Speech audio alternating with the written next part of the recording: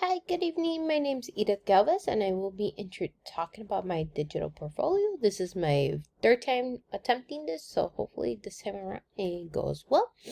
My digital portfolio, this is for my technology instruction for linguistic and cultural diverse learners, for the winter session of 2022.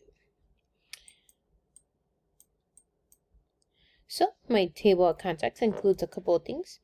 Technology lessons taught, specific technology tools used for an assignment, and lessons observed, and any additional resources that I could provide for future teachers.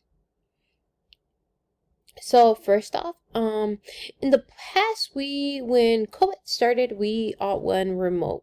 The first couple of months were a little bit tough because we really didn't have a set platform to give instruction in. And then entering September, we were introduced to Peer Deck, and like towards the end of May, we were introduced to Nearpod.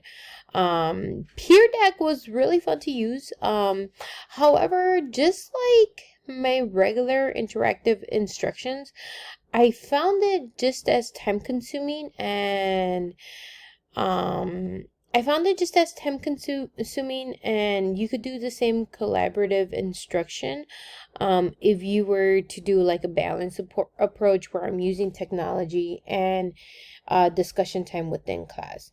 So now we are full in person.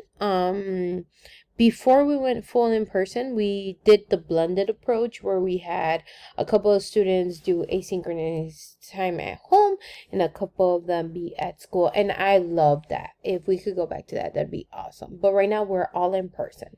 So because we're all in person, I still like to do my in-person interactive activities, but I am going to talk about one that I did with technology and within class.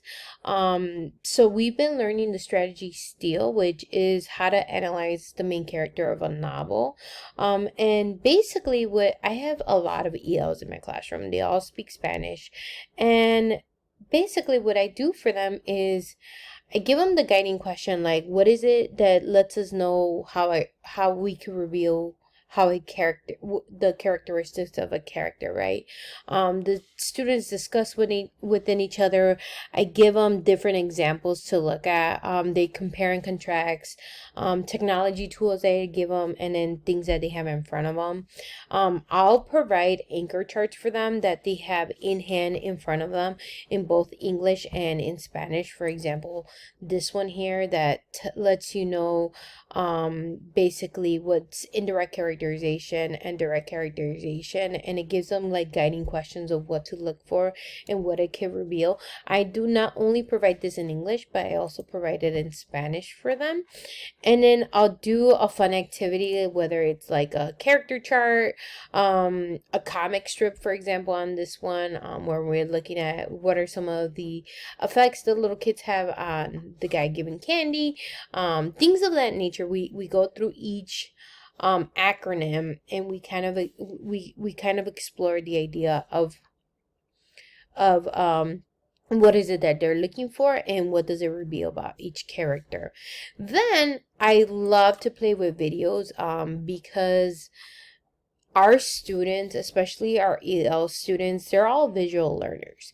And the more you give them videos, the more they interact with you, right? So I'll do an interactive video lesson where they see the video with me. I provide discussion questions as we're watching the video. They do a discussion. That's where they get their domains, their listening and speaking domains. And then I'll give them the play post, right? Where they will do their writing domain, right? After we discussed it in class, we expanded on the idea. What is it that they're looking for? And this one by far is one of my favorite. I used this one with all my reading classes, because then I'll tell kids like, the first thing I want you to pay attention to is the little kid. How does he look, right? What is he wearing? What is he drinking? What does he wear in his wrist? What type of clothes does he wear? What does it reveal about the character, right? So then they'll do like a discussion piece, and then they'll come back and we'll do a whole class discussion. Then towards the end, after we watch the whole video, right, and a lot of the kids will say, well, it reveals that he's a rich kid, right? And we'll talk about like, okay, so these are character analysis, right? That an author would do the exact same thing but in a novel. So I'll do an interactive lesson with them just like that, similar to how I would have done it with Peer Deck. Is just I find it just as time consuming to do it in a platform like Peer Deck and Nearpod as I do if I were to just do a teacher lesson led lesson using technology and using tools that I already know from how do kids interact in class. Benefits to this for my students, like I said before, it gives them I use videos that they don't have any words, so they're not speaking, so they don't have to understand the translation. It's all visual, right? Next, I want to talk about Padlet. So Padlet was a lesson that assignment that I gave my students to look at to look at summaries of a novel. So for example, right now in class we're reading Refugee. So for Refugee, what I had asked the students, because the novel Refugee by Alan Gratz, it's 3 stories told in one novel, and somehow at the end they kind of like all interconnect. And each story, the way we're not reading the novel the way it was designed. We're reading the novel. First we read the first 3 chapters of the one character, then we go back and read the next 3 chapters of the second character, then we go back and read the next chapters of the third character. And I started using Padlet with them, so they could kind of do their summaries of each chapter, so they could go back and have an organized platform where they could go back and have an interactive platform where they could look at their summaries and kind of remember what each chapter is about. Because after the third chapter, it's a while before we go back. So I'm going to give you some like student examples. Like for example, this one, he gives me 3 images and then he gives me a summary for each chapter. And we have some of them get really creative. Like they'll do like things like they'll put the map, which is really ideal for, especially for this type of novel, because they're mapped up all over the world. The nice thing about this is like it's really easy to use and it's easy for the students to maneuver, and then they could add additional things to it. And if they want to share their Padlet with somebody else could collaborate with them. So if they share it, like for example, all my students share it with me, I could collaborate with them and add additional information for them. If they share it with any other student could collaborate on their Padlet and add additional information, which I think is pretty neat. And also I could also see what they're doing, if they're doing anything at all. So I really like this platform. The only setback to this was, so for example, this one, you see you have the different maps and they even have like a pencil design. The only setback to this was that the students only get one Padlet, unless the school district pays for the subscription. So they're using the one Padlet for the whole novel, which is okay. It's ideal for them.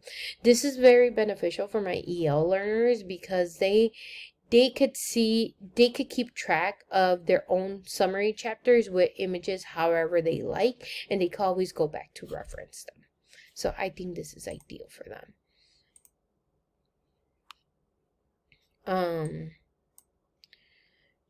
Oh, I don't know why that doubled. It's okay.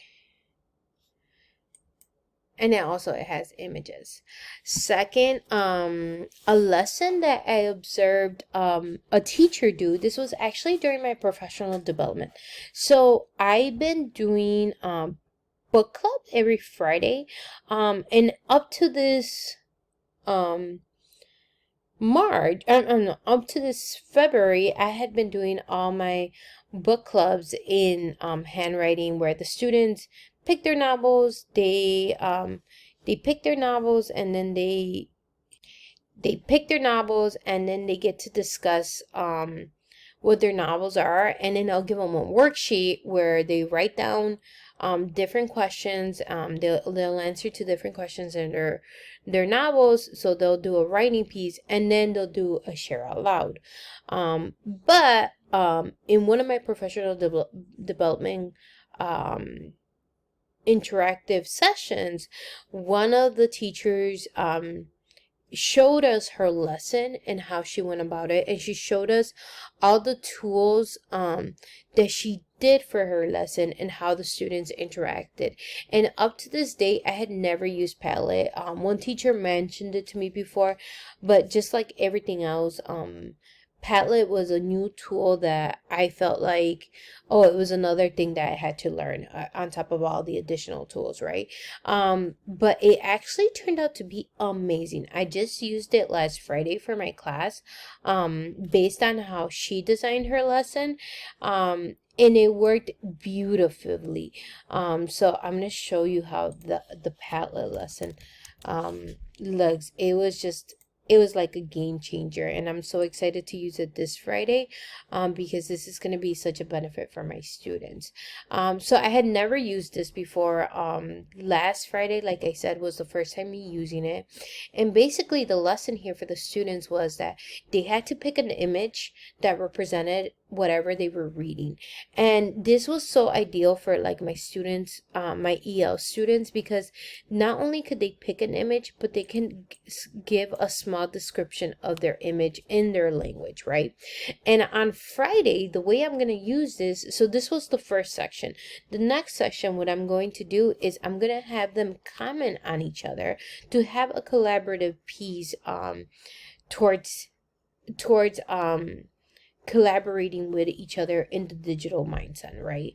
How to use these techniques. And I'm going to show them the different ways they could collaborate, like either recording themselves as an image, voice recording, or typing something, giving opinions to what is it that they see. So I thought this was really neat. When I saw the PD and I observed the teacher do the lesson, this was amazing. I never that this would be so awesome. The only effect to this, once again, is that there is a fee behind Padlet, but so far this has been one of the most interesting tools I have used.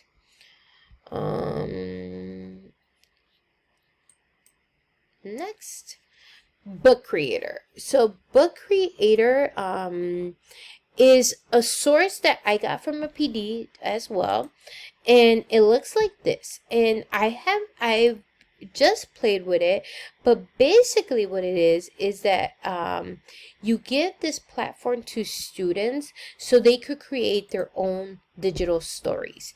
And I played with it once, and I thought it was really interesting, because especially for like my EL newcomer students, they could tell their stories through Book Creator, because what it does is they could design their own books, and then they could publish it, and they could even record themselves to read it out loud, which I thought was the neatest thing ever. I yet have to implement this in my class, especially for my EL learners. Like, this is the best way that I think I could use this, if I give this sort of platform to my ELs, that they could tell me their own personal stories by creating novels and then publishing. That would be such an awesome resource to have for the rest of my class. So like, for example, this one here, you could hear her audio Little and a black yellow. right on it. So this is an amazing way that students can use this platform in class. The only caveat to this one too is that you do have to have a subscription. Luckily enough for me, because I did all those professional development sessions for the digital citizen, for the reader, I was able to get a subscription and I could add all the students that I need. So far, this class has been amazing and I really enjoyed taking this course. Thank you so much.